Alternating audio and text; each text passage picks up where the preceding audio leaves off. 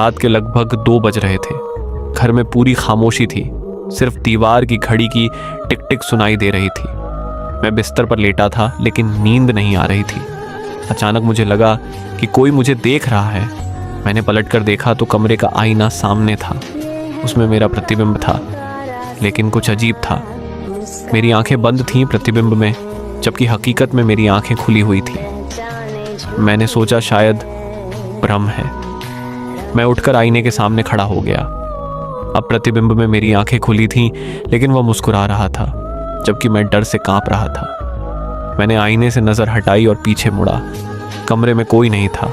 दोबारा आईने की तरफ देखा तो प्रतिबिंब अभी भी मुस्कुरा रहा था और उसकी मुस्कान बढ़ती जा रही थी। अचानक प्रतिबिंब ने हाथ उठाया और आईने की तरफ से मुझे इशारा किया कि आओ, अंदर आओ।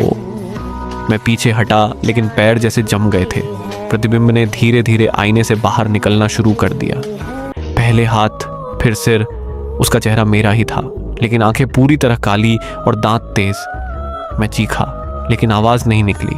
प्रतिबिंब अब पूरी तरह बाहर आ चुका था।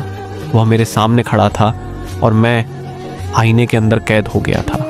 अब मैं आईने में देख रहा हूँ कि वह मेरे बिस्तर पर लेट गया है और मुस्कुराता हुआ सो रहा है, और मैं हमेशा के लिए आईने में फंस गया हूँ।